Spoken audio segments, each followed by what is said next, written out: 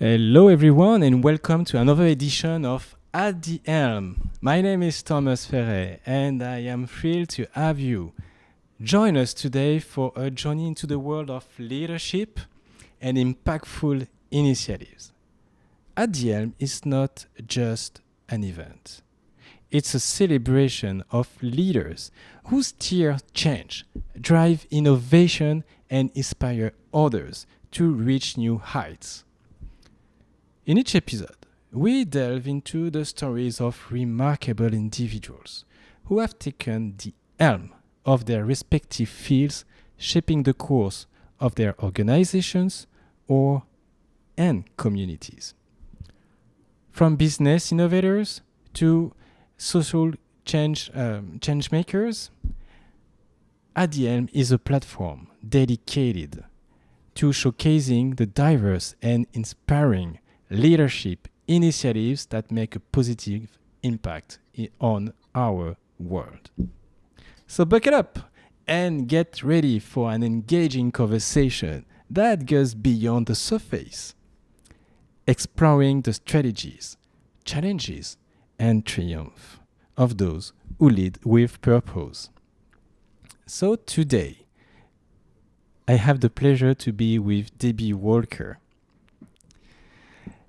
Deborah Walker, is a 16-year Toastmaster and an avid speech competitor and a certified world-class speaking coach who has given countless speeches and presentations over the course of her Toastmasters career. She believes in being of service to her fellow members and in adding value. As my guest today, Deborah is here for you. As we begin a new year, it's usually a time where people make their New Year's resolution, with those same resolutions usually falling by the wayside once a few months, well, a few weeks maybe, have passed. As you embark on your new year, what goals do you have in mind? What would you like to achieve? Goal setting is one of Deborah's passions. As a goal-oriented person, Deborah understands the importance of setting goals and reaching them.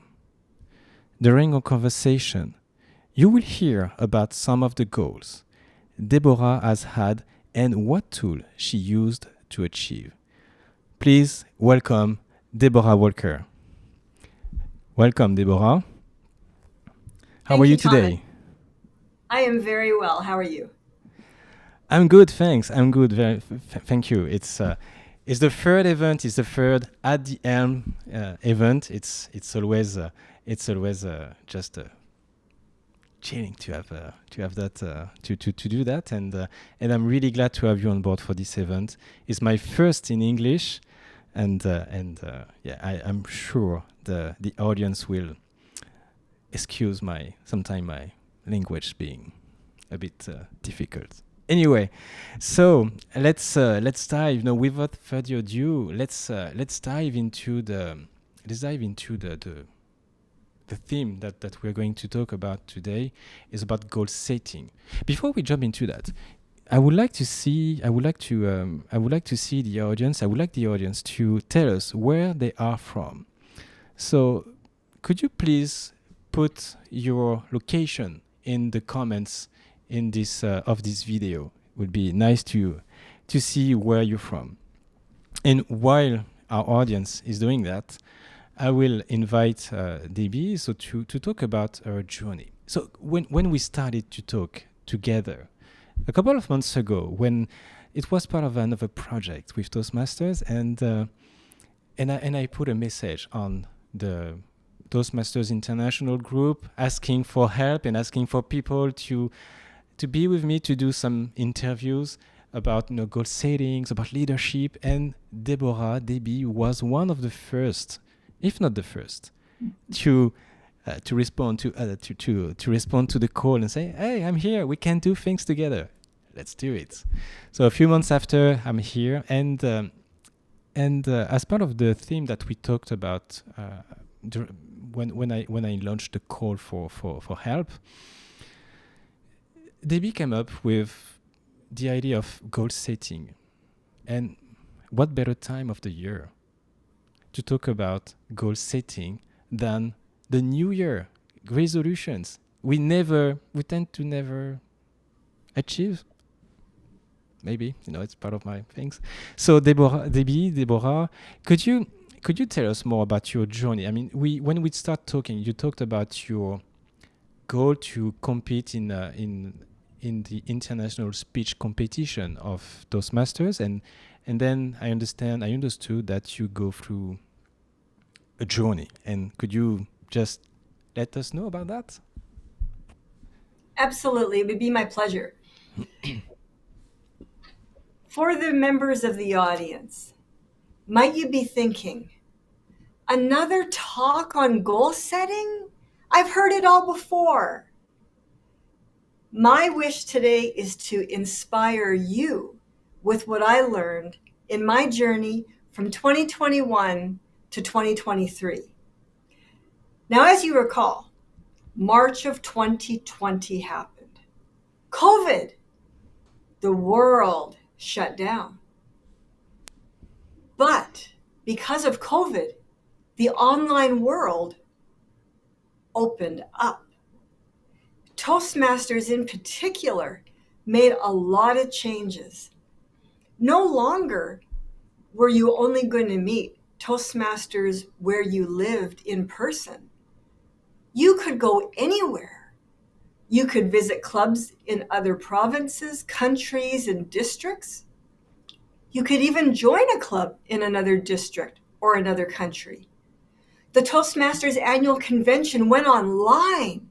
All of a sudden, we can watch the World Championship of Public Speaking ourselves from home and take it all in. I did. I can honestly say that COVID changed my life. The story that I'm going to share with you today would not have happened if COVID had not taken place. The first time I watched the World Championship was in 2020, and then I watched it again in 2021. I watched all 28 of the semifinalists and all 8 of the finalists. That's a lot of speeches in a short period of time.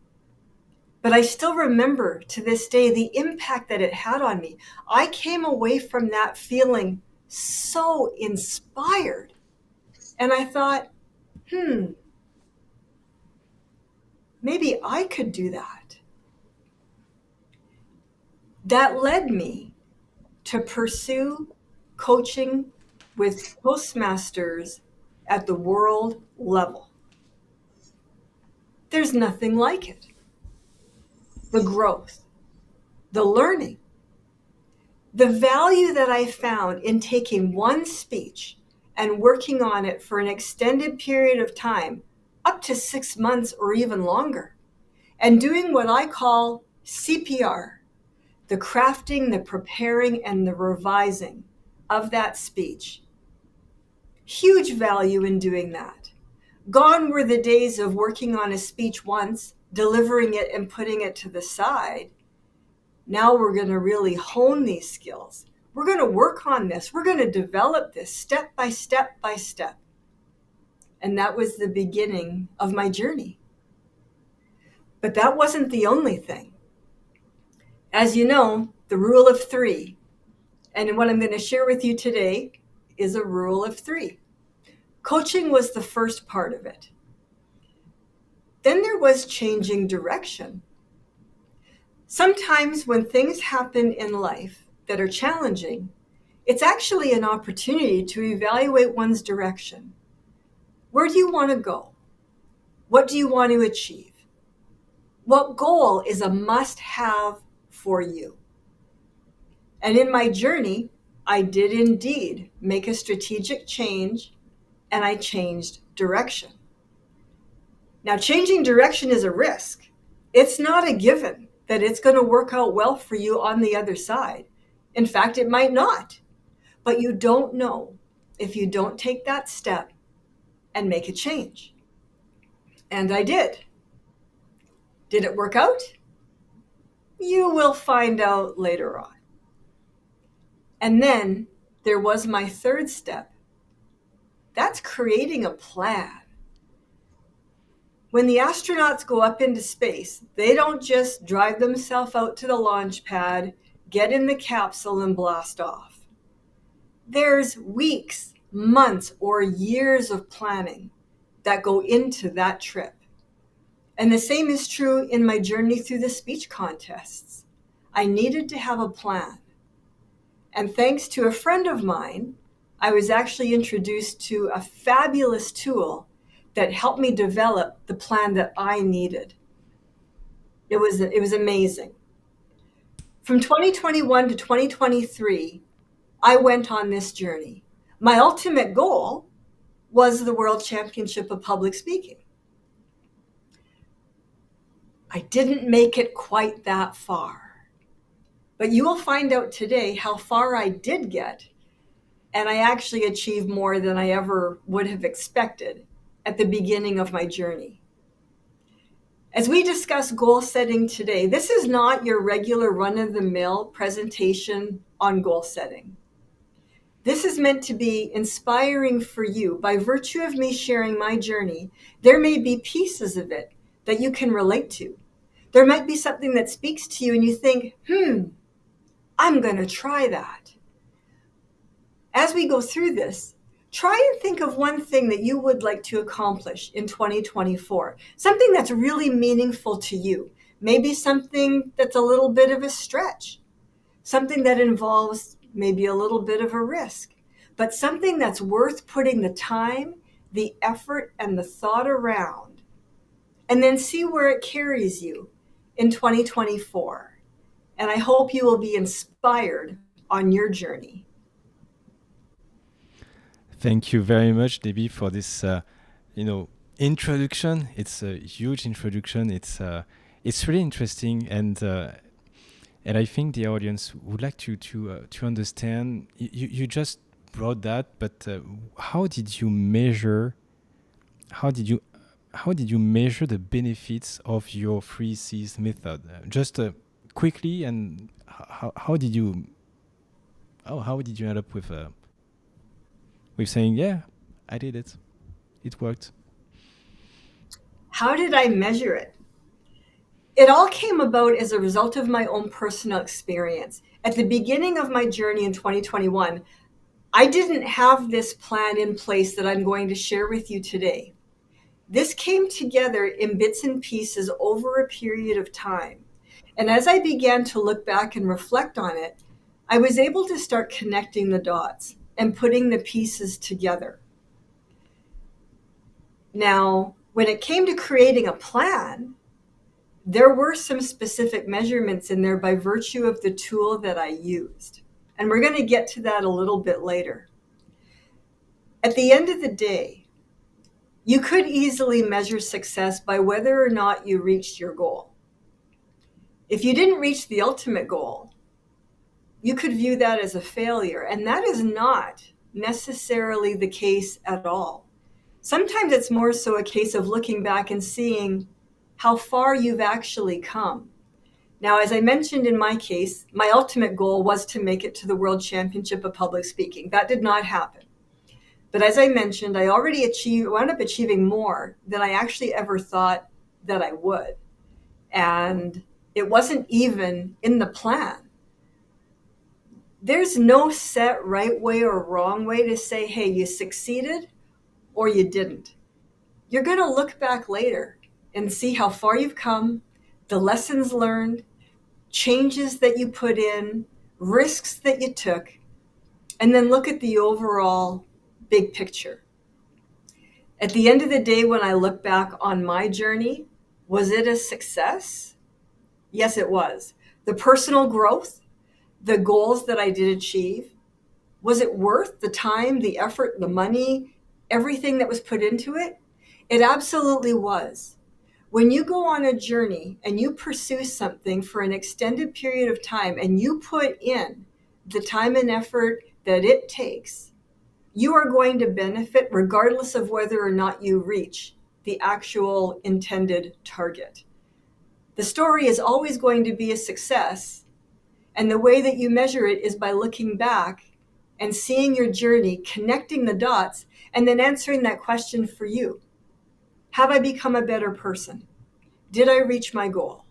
What did I learn? How did I grow? And what can I pass on to others? And that's why I'm here today, is to pass on to you what I learned in my journey. And we are really grateful for that. It's really appreciated. And okay, so now let's go more into the details. And so you mentioned the 3 C's. So for the audience, it's coaching, changing direction, and creating a plan. And by the way, for the audience, don't hesitate to ask any question in the comments section. We will address them later on this show. So just feel free to ask any questions, and we will take the time to answer them later. So let's go back to the 3 C's, coaching. The first, why would we get a coach to I would say to succeed? I mean, the first step to succeed. I'm really curious about that. Absolutely. Darren LaCroix, the world champion from 2001, will say, don't just coach with someone who's a few steps ahead of you. Coach with someone who is many steps ahead of you, who has been where you want to go, or who has achieved what you want to achieve. In 2021, when I watched the World Championship of Public Speaking, I was so inspired after watching all the speakers. The quality of the presentations that they brought to the stage was unlike anything that I had ever seen before. And I was inspired to start my own journey. And then I thought, well, coaching is going to be the way to go, because I'm not going to get there on my own. I'm not going to be someone who is a self-made champion, presenter, and speech competitor. I'm going to need help. And I reached out and I began my coaching journey. As time went on, in that 2-year period from 2021 to 2023, I was actually very fortunate. I had the opportunity to coach with and get feedback from a number of people at the world level. I did one-on-one coaching. I did group coaching. I took online courses. I used free resources, and I read books. All of that came into play. But the one-on-one coaching over the course of time helped teach me how to craft, prepare, and revise those speeches. Take a look at something. If it's a 5 to 7 minute speech, what's the word count? How many words should it be? How much dialogue do you have in your speech? How are you going to create curiosity at the beginning? What's the conflict? Who's the hero in the story? What's the transformation that's going to take place in me? And then what is the carry-out message that I'm going to leave the audience with? What's that foundational phrase, that one phrase that's going to stick in the audience's mind? Prior to 2021, I hadn't heard about hardly any of that. I had never heard about what a foundational phrase was. That was completely new. Balancing the narration and the dialogue of the speech. Okay, who's the hero in the story that's going to provide the solution to the problem that I have? This was all new, and I soaked it up like a sponge. One piece of information after another. It's like the pieces of a puzzle that you start putting together one piece at a time until by the end of it, you have a masterpiece. For example, if you think about the concept of a foundational phrase, if you haven't heard of that term before, it's a brief sentence, 10 words or less, ideally rhythmic, that is the takeaway message for the audience. And in 2022, the foundational phrase for my international speech was, "Don't keep your thank you inside you." And it was delivered to me by my mom. She was the hero in my story. It was 2 years of being a sponge, the learning, the growing, the asking questions, having the support of a coach. It is so incredibly meaningful to work with a coach and know that they are cheering you on behind the scenes when they know that you're on that stage presenting your contest speech and you're giving it your absolute all. There is no substitute for coaching with someone who is steps ahead of you, who has been where you want to go, or who has done what you want to do. So the next question that comes to my mind is how do we know that a coach is the one for us? I mean, it's like finding a therapist, and I'm talking about therapists because I read a book just during the Christmas period, the Christmas time. It was about maybe you should talk to someone. I don't know if you Laurie Gottlieb. I don't know if you know about this book, but if it's a huge book, and this the author of this book mentioned that she had difficulties, and some people when they seek therapists, they may be it may be difficult to find the great fit. Mm-hmm. And it's the same with coach. I do guess that it's the same with coach. How do we know that this coach is the one for us instead of this one? So how do we know? How can we know? Absolutely. When you seek out a coach, you need to know in your own mind what it is that you're wanting from that coach. What is it you're wanting to work on? And what is it that you want from them? Coaching is a relationship that is built on trust. It is a trust relationship right from the get-go. When I look for a coach, some of the things that are important to me, number one, there has to be respect. Mutual respect both ways. The coach needs to have a degree of professionalism. They need to show me that they're committed to my success. They also need to be available, available on the calendar, available as well for, can I send you a quick text message to ask about this or ask about that? The coach needs to understand that as the coach, they're often in a position where the client looks up to them. And it's very important for the coach to realize that what they say and do has a real impact on the client, and to ensure that the client's relationship with them is always a good one, is always a positive one, because the client looks up to the coach. The client has seen something in the coach that they admire, whether they saw them give a speech or a talk. There was something there that the client felt, I want to connect with this person. There's something of value here. For me, when I reached out to my first coach, I had seen in that person the skills I wanted to develop in myself. Back in 2021, what I was looking for was really making use of the virtual stage, the vocal variety, and the facial expressions. Those were the three things that I was looking for, and those were three things that I saw in the first coach that I approached. And that person helped me learn those things. So that's how it started for me. I saw something in the coach that I wanted to work on myself. As I said, it has to be a mutual relationship based on trust, but it's not only just about the coach. It's also about the client. And for those who are thinking of seeking out coaching, my one encouragement to you would be, make sure you are coachable. Not everybody is always open to feedback. Usually if people are seeking out coaching, they are. But sometimes people think that they want a bit of input from the coach, but they don't really actually take it. They don't take the advice. They don't act on some of the recommendations of the coach. And if the client is not coachable, then there actually is no point in pursuing the coaching relationship because they're not ready for it.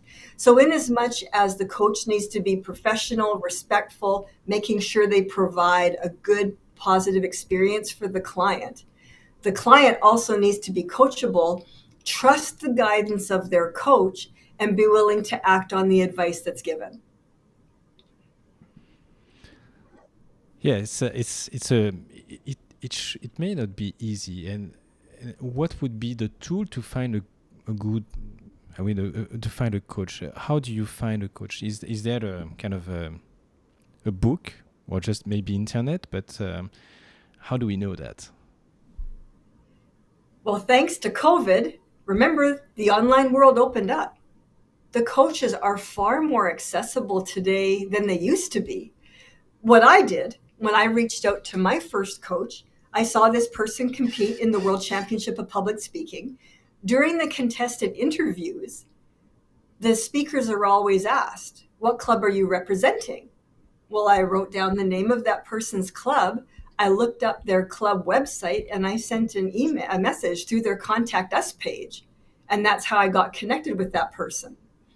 When I moved on in a year's time and coached with someone else for last year's international speech contest, that person had a website. I went to their website and I simply submitted a request for a complimentary half hour if I could meet with that person. And then over time, that grew into a coaching relationship. For me, reaching out was being able to reach out online, whether it was contacting someone's club. Nowadays, you can contact them as easily as through Facebook, LinkedIn, Instagram. They're much more accessible than they were prior to COVID. It is very easy to reach out and contact them now, which is amazing because it opens up so many opportunities for people compared to how it was in the old days. And you talked about respect, and it's part of the relationship between the coach and the client. Just we have to have a mutual respect, and also the coach is here to to push us, to push our boundaries, to make us a bit uncomfortable, and to shake us up a bit. Not a bit, but to shake us up. How do we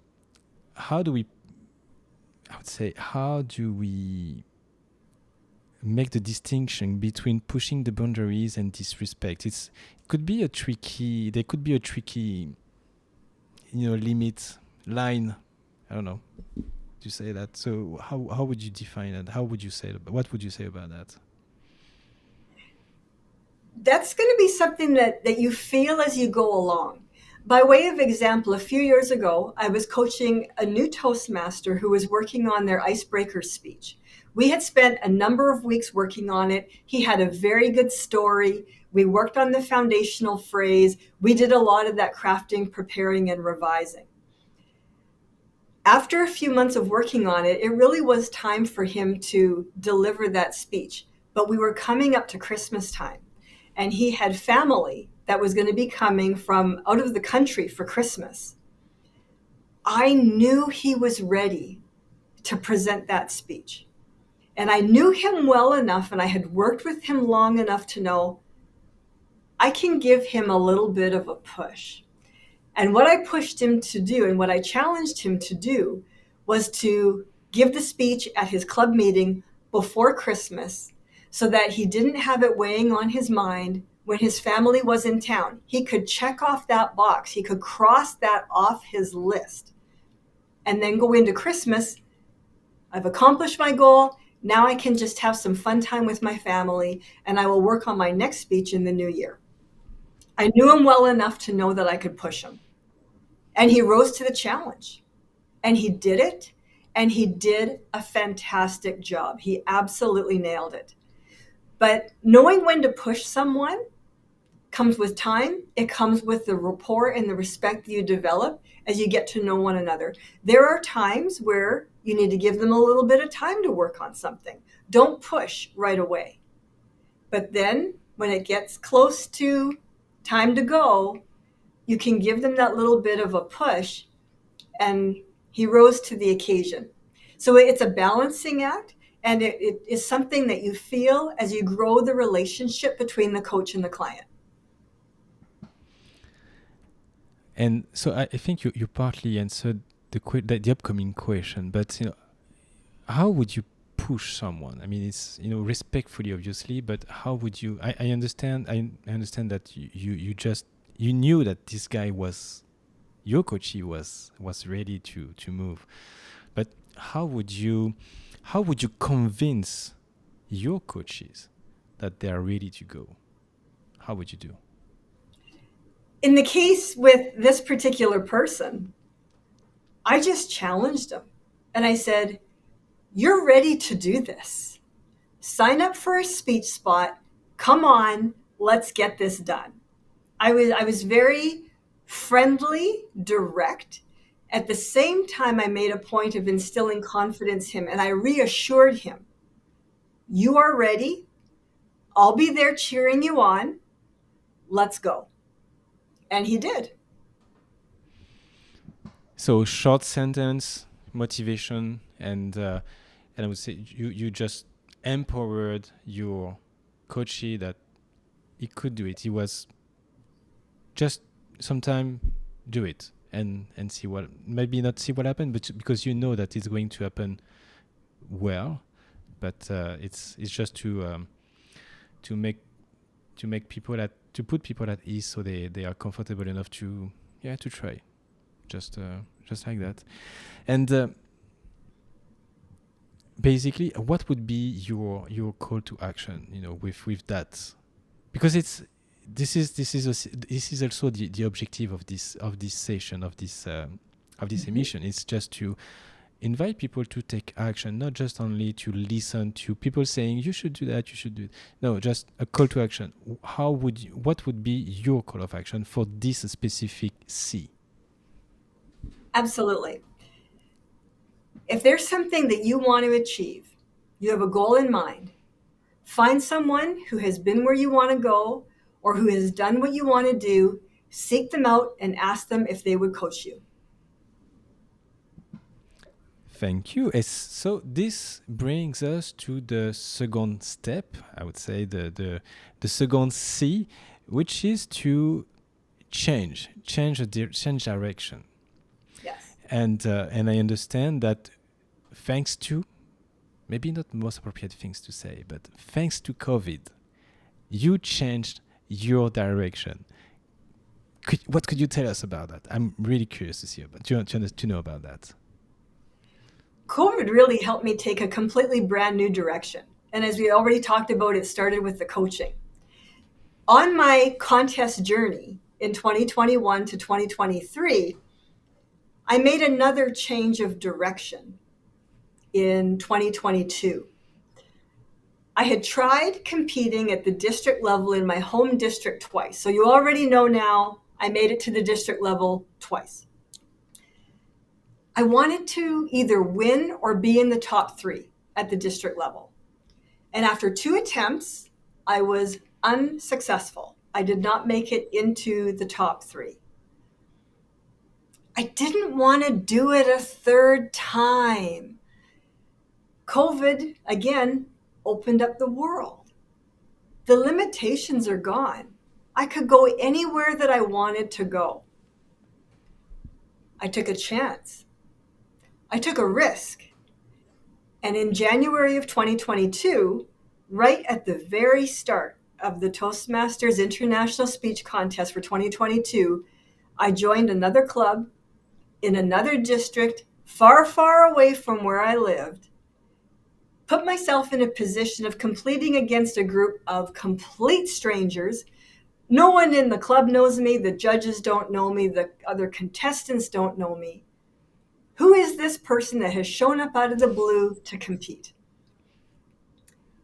But it was time to make a change in direction, but not just any change, not change just for the sake of change, but a strategic change. I had no idea if it was going to work. I had no idea if I was going to be successful. But sometimes you have to take a step, and that step involves a little bit of risk, walking into the unknown, not knowing what's going to happen, and giving it your all. Because if you don't, you'll never know what might have happened. So creating a changing direction was key for me in my particular journey, and I will still tease you a little bit, and I'll tell you later what the end result of all of this was. So it brings us to, I'm really curious about your teasing. I mean, I kind of know already the answer, but I'm pretty sure the audience is like, tell us more about that. Anyway, so it brings us to the change of direction. It's also a question of strategy. And you said this word, strategy. What is, how would you define thinking, strategic thinking? How would you define that? Mm-hmm. As I mentioned already, you don't want to make change just for the sake of making a change. You want to put some thought behind it. You don't want to do anything rash. You don't want to do anything quickly, and definitely don't do anything out of a sense of frustration. Take time to really consider, well, what are my options? What are my choices here? What could I do? What could I not do? What's a good choice? What's not a good choice? Consider your options. Now, in my case, of course, because COVID had opened the world, okay, what are my options here? I wasn't successful twice in a row in my home district. What options are available to me? So for me, it was obvious. Join a club in a different district. Okay, well, which club? I actually knew of one, and I was welcomed there, and I joined them. And that set me on my journey. But I put time and I put thought into it. I didn't just make a decision overnight quickly. I talked to my husband about it. I thought it over. You know, what are the pluses? What are the minuses? If I try going in another district, that means I can't compete in my home district, but maybe I would be successful at home and not there. Do I want to take the risk? So consider your options, weigh the risk, put the thought into it, and then make the decision. So think about it really strategically. And do you think that it's going to help get you where you want to go? And is there, I mean, when you weigh your decision, when you weigh your decisions, were there or was there kind of a, I don't know, just a template or something that you know, we used to do pros and cons, and I mean, how did you do that, and what was the your game changer? I mean, what brought you to change? Ultimately, I wound up running it past my coach. And my coach at that time thought that it was a good idea. So that would have been the final deciding factor. If my coach would have thought that that was a good plan or not, and my coach was on board with it, that was the final decision maker for me to do that. I did not write out the pros and cons on a piece of paper. Basically, I just thought about it a lot in my head, talked to my husband, thought some more, talked to my coach. Coach was on board. I mean, I had the alignment of the key people on my contest journey, because my husband would support me from home, and of course my coach was supporting me when I was on the stage. So those were the two key players. We were all aligned that that was the right decision, and then I took the step. So it brings us to the importance to get a coach, not necessarily someone within, or you know, within our family, within our close friends, because they may be biased a little bit, and getting someone, a third view of the situation, and listening to you. I think listening is really important, and we all know about that at Toastmasters. Listening is key to our development. To have someone to listen to us, to listen to what we want to achieve, without any sense of bias or whatever. I think it's really good to have someone to help us taking the right decisions coldly, without any feeling around that. And again, just like for coaching, what would be your call to action on that specific C? For changing direction? Yeah. If you find that you're not getting the results that you think that you should be getting, don't be afraid to make a change. Take the risk and change direction, but take time to think about it strategically. Thank you. And so we are going to go with the third C, which is creating a plan. And again, I'm inviting the audience to ask their questions whenever they have on the comment section. We are going to answer it in a couple of, not a couple, but in some minutes. So just don't be shy. Just ask questions. It will be a pleasure to answer them. So now we are going to go with creating a plan, and I think this is linked to the Darren Hardy's journal, right? So what could you tell us more about this journal? Before we talked together about this journal, I had no idea about what it was. I didn't even know that it existed. So I think it could be interesting for the audience to know more about this journal. Absolutely. Here it is. You probably can't tell, but embossed on the front of this, it says living your best year ever. This is a journal that was written by Darren Hardy, who is a virtual success mentor in the United States. If this interests you at all you have to do is Google Living Your Best Year Ever Journal, and you'll go to the site where you can purchase it. A friend of mine gave this to me as a gift in 2021 when I had shared with her my desire to compete in the International Speech Contest. She thought that it would be a very good tool for me to use throughout that contest journey. It is hands down the best goal-setting journal that I have ever seen. Now, when you get this, if you purchase it, it is extensive. The book is actually designed to last you one whole entire year. You get 4 weeks off to go on vacation. But other than that, it lasts for a year. The first half of the journal is material to read and exercises to work through. I would recommend, if you buy the journal, give yourself at least 1 month to work through all of that. The content is fantastic. And what it takes you through is you look back at the prior year. What were the 10 best things that happened to you in the prior year? Where did you go? What did you accomplish? What happened? What are the big 10 highlights from the previous year? Then you go through an exercise where you evaluate 8 different areas of your life: your physical life, your mental life, your spiritual life, your finances, your work life, friends and family. You evaluate each of those areas in depth, and then you plot the results of that survey onto a chart, and it creates a wheel, and you're able to see at a glance how balanced your life is, or if there are some areas that need a little bit of attention. Once you've done all that, then you look at the year that is ahead of you. What are 10 things you want to accomplish in the year ahead? 10 is a lot. Chances are you're not going to accomplish all 10. So what the tool does is it has you narrow them down to your top 3. And then you work on those 3 goals for the whole rest of the year. The second half of the journal is divided up by weeks. And there's 2 pages per week where you review your top 3 goals, and then you set your little mini goals for each of those 3 for the coming week. What are you going to do? So that was the journey that I went on. And I used that journal week after week after week.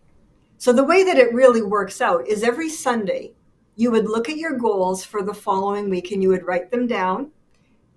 Throughout the week, you chart your progress. So by way of an example, when I was competing in the International Speech Contest, one of my goals was, I'm going to work on the delivery of my speech 4 days this week, 15 minutes per day. So I had a goal written down on the chart. And then as I went through the week, Sunday, Monday, Tuesday, Wednesday, Thursday, Friday, Saturday, and so on, I would check off the days that I worked on my speech. And then at the end of the week, I gave myself a number 4 because I had set a goal to work on the delivery of my speech for 4 days that week, and I accomplished the goal. Then every Sunday, before you set your goals for the next week, you look back at the prior week. What did you achieve for your goals? Did you reach them all? What were your wins? What were your losses? What were the fixes that you needed to put in place for the following week? And what were the lessons that you learned, and what were you grateful for? Now that all sounds like a lot of work, doesn't it? If you haven't heard of the journal, yes, it does. It likely sounds very arduous and a very big undertaking. And it can seem a little daunting at first, but once you get into the tool and you start using it, you fall into a rhythm and you just go with it week after week after week. And then you do your review every Sunday. How did I do? So, for the course of the International Speech Contest, I tracked my progress through all of that. And then I knew exactly how much time I was spending, working on the content, working on the delivery. And then I would track my results and I would review my results and then I would tweak things as needed. The tool itself is incredibly valuable. Now, in case you're wondering, I did use it for things outside of the International Speech Contest. My other two goals were to pay off my line of credit because I had had some repairs done on my house. And I also wanted to read 30 books in the year. The first two, those two goals, I reached those ones because they were solely dependent on me. They weren't dependent on any external factors. With respect to the speech contest, there are lots of other factors that come into play on that one. There are other competitors, there are other judges. It's not solely just dependent on my preparedness and the delivery of my speech. There's other factors that are at play. But if you have 1, 2, or 3 big goals for 2024, I would highly recommend this journal. This will absolutely help get you there. It is definitely worth the time. You will learn, you will grow, and then you will wind up raving to your friends and your family about how great the tool is. And I think one of the questions, you touched that question a bit earlier during your presentation about Darren Hardy's book, is it takes time. It takes time every Saturday or the day you want to use it. But the question is, every day, how long does it take you to just work with this book? And every Saturday, or just every week, let's say that, every week, how long does it take you just to do kind of a retrospective as to what happened during the week and what you did well, what you should improve, and how to be better for the following week? Absolutely. Every Sunday, I would set aside half an hour to review the previous week and evaluate how I did, and to set out my goals for the next week. Now, in some cases, it didn't even take half an hour because I would track my progress throughout the week. So if I worked on my speech practice on a Monday for 15 minutes, I would check off that box. By the time I got to Sunday, all I had to do was actually add up the numbers of the goals that I reached and then just review the wins, the losses, the fixes, and the lessons learned. But sometimes I would actually write those down as they happened during the week. So by the time you get to Sunday, a half hour or less, and then you just keep going at it. So really, like I mentioned earlier, if you do get the journal, allow yourself a month to work through the first half of the journal so that you're not rushing through the content or the exercises. But once you get to the weekly exercises and the weekly goal setting, half an hour on a Sunday should do it very well for you.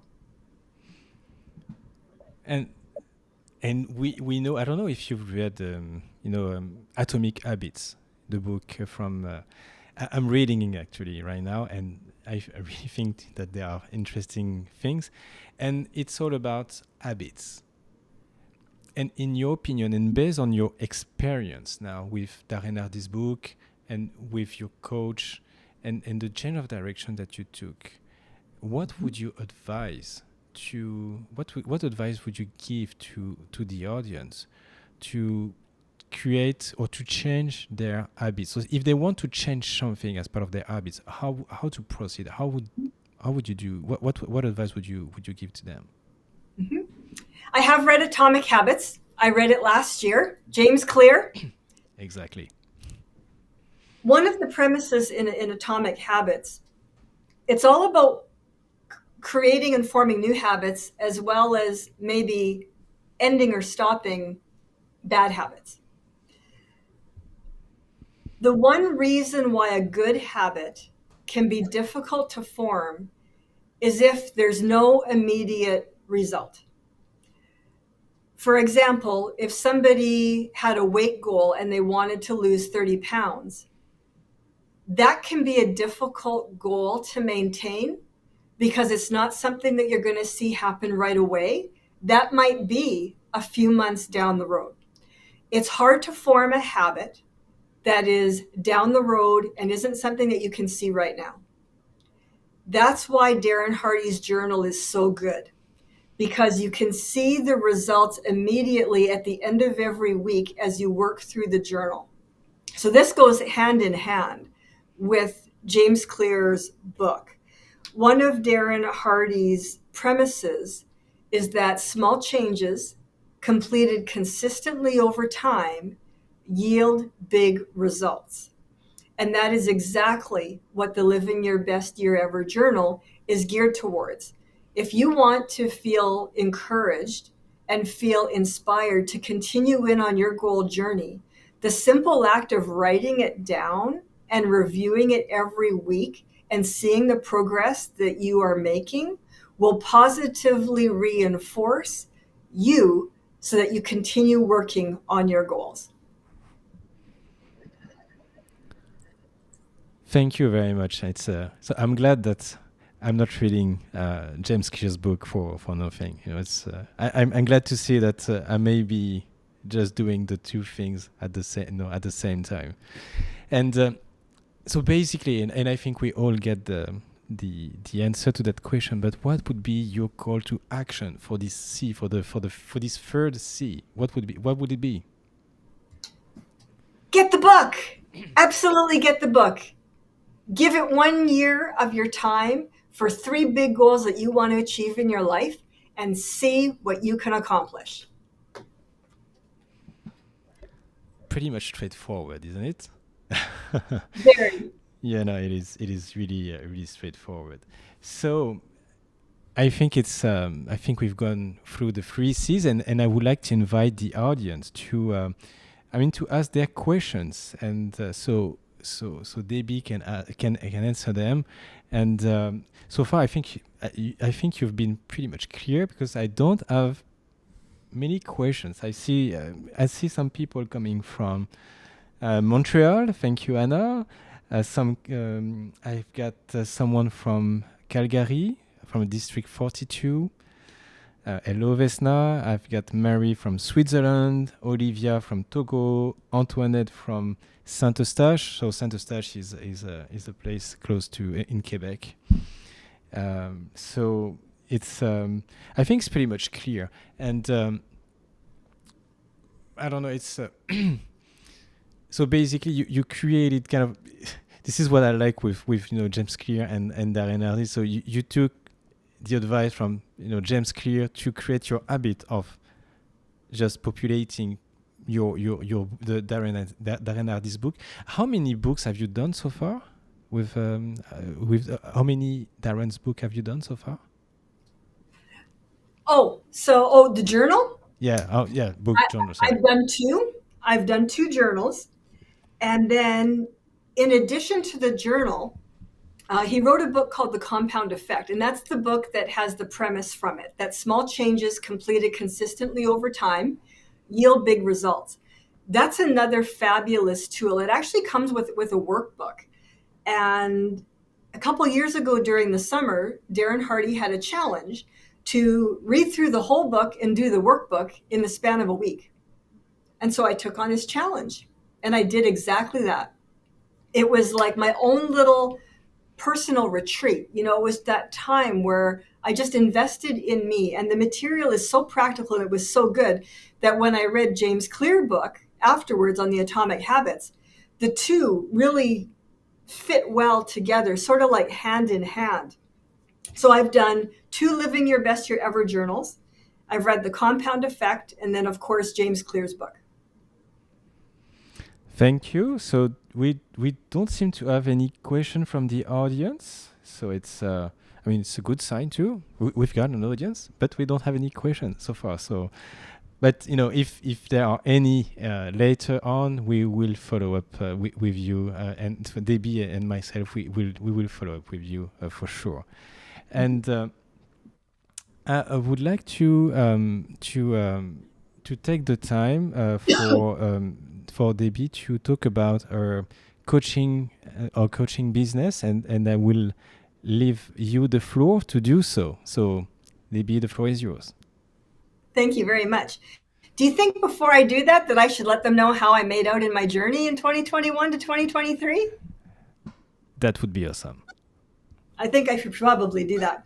The end result was, after 2 years of coaching and dedicating my time to the speech contest, I came away with 6 division wins in a row in all 5 of the Toastmasters speech contests in 2 different districts and 2 third-place finishes at the district level. So I finally got at least 2 top 3 placings. One was in the International Speech Contest in 2022, and one was in Table Topics also in 2022. So in case you were curious, that was the end result.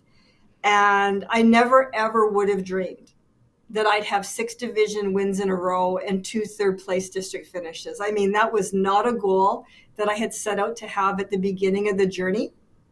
And I mean, I didn't make it to the World Championship of Public Speaking. Yet. I do think Yet. I was good enough to get to the semifinals. But again, judging is subjective. Contests are subjective, and sometimes it just doesn't go the way that you want. And that's okay. I mean, that's just life. I mean, whenever you're doing anything subjective, there are other factors at play. That's part of the journey. But when I look back at everything that I accomplished, again, none of it would have happened if COVID hadn't happened. And the coaching, the changing direction, and creating the plan, those were absolutely the 3 key elements in my story. So it works. For the audience, it works. works. So now I will leave you the floor to talk about your consulting business, and I think it's your coaching business more exactly, and Yes. and Debbie, so the floor is yours. Thank you very much. Again, this is something that would not have happened had it not been for COVID. A year ago, having my own coaching business was that would be nice to have someday maybe. But in 2023, I had the opportunity to take Craig Valentine, who was the world champion of public speaking from 1999. He and a colleague of his, once a year, they put on his own certified world-class speaking coach program. And I enrolled and I took his coaching course throughout the whole summer of 2023. That, coupled with all of my experience and my Toastmasters contest successes and all that work that I had done over the 2 years, there was a side benefit to all of that. Initially, the purpose of the coaching was to help me become a better presenter and a better speech competitor. That was the initial goal. But after 2 years of the growth and the learning, what I discovered was I have so much more now to offer other people. For example, when I give a speech evaluation at a Toastmasters meeting now, it's way different than the evaluations that I gave 3 years ago. Much more robust and of a much higher quality. You know, when you take a sponge and it's filled up with water, what you do with that sponge then is you squeeze it and you let the water fall out. And that's the stage where I am at now. I still learn, I still take courses, I still work on my own training. But now, by virtue of my experience and having been certified with Craig as a certified world-class speaking coach, I have so much now to offer others. And it is my greatest joy to invest in other people and watch them shine and challenge them and help them grow and help them do the crafting, preparing, and revising on their speeches. And I feel like after all the years that I've lived on this earth, I think I finally found what I was meant to do. And it's the coaching. And I've launched my coaching business. You see all the information there on the screen. My contact information is on there. And I am ready to be of service to those out there who wish to do their own CPR. And maybe they might, just like I looked at other people and I wanted to get to where they were or accomplish some of the things they had done, now I can offer to others the things that I have learned from all the people that I've coached with and gotten feedback from over the last 2 years. Thank you very much, Debbie, for that. It's I think it's I mean it's not, I don't think it is. It is definitely really inspiring, and it's even more inspiring when we see people trying to get the best out of people, to let them be the best part of them. It's I think it's I really value that. In my personal opinion, I really value that. And now let's talk about Toastmasters. So you see on the screen, we've got the Toastmasters International logo. We've got District 61. For those who don't know what is Toastmasters and the district. So Toastmasters is a place where we learn to speak in public. And when we learn leadership, and it's awesome. I like it. And I think Debbie's too. And this emission tonight is... edition is one of the initiatives that Toastmasters allows me to do, to develop my public speaking and also to get the best out of people like you, Debbie. And the question that I have for you now is, why are you with Toastmasters? I mean, I would call it the Debbie's why. Yep. I first joined Toastmasters in 2005, and I was a member for 5 years. And then I took a break because I was working somewhere where there wasn't a club, and I didn't join a community club. But at the outset in 2005, the reason that I joined was my father had passed away in 2004. And in 2005, a coworker invited me because there was a corporate club where I worked at that time. And I needed something new. I needed something fresh in my life. So when I joined, I jumped all in. I did 40 speeches and presentations in 2 years. I went all in, and I loved it. Again, being that sponge and absorbing and learning and growing. I did some speech contests back then as well. Then I rejoined again in 2016, and I've been with Toastmasters ever since. One of the things that I appreciate the most about Toastmasters is that people can set and achieve their own goals at their own pace. No one is standing over your shoulder telling you, you have to do this, you have to do that. Yes, you may get some nudges. Why don't you try this role? Why don't you try getting your icebreaker done? But at the end of the day, you do what works for you, and you set your own goals. And by virtue of doing that, people are more likely to buy into goals that they set for themselves as opposed to goals that are set for them. That empowers the person because they have all the freedom in the world to set as many goals that they like. Now, you definitely don't have to, jump all in the way that I did. But with Toastmasters, the other part of it is that you will get as much out of it as you put in. The more effort that you put in, the more steps that you take, the more challenges that you take on, the more you will learn and the more that you will grow. So the self-paced program is fantastic because people can set their own goals and have ownership over those goals. But you will only benefit from it as much as you put into it. I mean, the program is very affordable. You have the opportunity now to network with people all over the world. You can get in touch with the world champions. The world really is your oyster. It's a far different world than it was in 2019.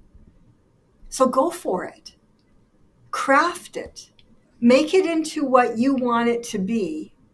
Set your goals and just go for it. Thank you very much, Debbie, and I do agree with you. I can't say otherwise. It's always. I mean, we get what we put in it, and we get the results of with regards to the effort that we put in it. If we just passive, we'll grow too. But I think the objective with Toastmasters is not only to be here, but also to participate as much as we can, so we take the most out of it. So thank you for advocating so much about Toastmasters. We have nothing. We are not in conflict of interest about that. We have nothing to gain about that. It's just that we are passionate. You are passionate about being a Toastmasters and by the benefits of being a Toastmaster. So that's really good. And now we are going to come to a conclusion as to the three C's of your sorry the of the of your presentation, of your method, and I would like to remind the audience about what the three C's are. First is coaching. Get a coach and just find you a coach to support you, not necessarily within your family or within the circle of your friends. Just try to find someone who will be in a position to tell you, well, maybe you're ready. You should do that. You're ready. I know you can do it. And I think it makes a difference. The view are not biased, at least at the beginning. They don't know you that much, but they know where you are and how far you can go. They have an idea about that. So find you a coach. The second being changing direction. Don't hesitate to take a risk. Taking risks can be scary. And I know what it is. I can tell you that I know what it is. I was in the public sector in France when I left and I went to the private sector. It was a huge risk. I left France to come to live in Canada. Wow. I mean, I don't know if the audience have already not done that, but it was there were some white nights sometime, it's a difficult night, I would say. But take the risk, it's worth it. And nothing can be undone. Most of the time nothing can be undone. So just measure the risk. If the risks are acceptable, just do it. Try it. And the third is creating a plan. We talk about the Darren Artist Journal. Darren Artist Journal is one example, obviously. Thank you, Debbie, for showing up. For showing that up. And but I think this is an acceptable way of starting things, of starting changing, of just starting your path to a new you, to a better you eventually. So again, think of the three C's: coach, change, and creation. Just coaching, changing directions, creating a plan. So I'm just checking if we have more questions. We don't have more questions. I would like to thank you, Debbie, for being here today, for giving us your experience and your methods, for sharing it with us. I really appreciate that, and I know that this interview is not the end of the path together. I know that we will keep in touch and pretty much soon. I'm pretty sure, and yes, it was a pleasure to prepare that the edition of At the Helm with you.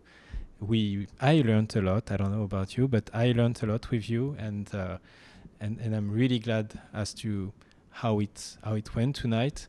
Thank you very much. I would like to thank the audience for being here, for following this emission, this event on a regular manner. Now it's the third. The next one being next week, with the Division C director coming up, talking about the role of division director, what it is, what it takes, and what we should know before jumping in. And so it's going to be Toastmasters leadership role. So I invite you to join. If you don't know Toastmasters, you will get an idea as to how we develop leadership with Toastmasters. And if you know Toastmasters, and if you don't know what it is to be in a district role, well, I think you'll get a lot of good, maybe not advice, but a good sense of maybe what you know before. you'll get the links about the LinkedIn profile of Debbie's in the comments. You'll get the YouTube direction of the YouTube address of Debbie's also in the comments. I invite you to check out your YouTube channel. You produce capsules of advice, and I really like that. It's just 1 to 2 minutes, right? I think it's 2 to 3 minutes, maybe, as far as I remember. And you put some videos on a regular manner, and it's straightforward and easy to apply. So I invite you to join this channel, to follow this channel, and also my channel on YouTube too. You will get the address in the comment later on. Thank you very much. I give you a rendezvous, as we say in French, next week for a new edition of At the Helm. Thank you very much for being here. Thank you very much, Debbie, and I'm looking forward to seeing you soon. Thank you very much. Thank you. Thank you.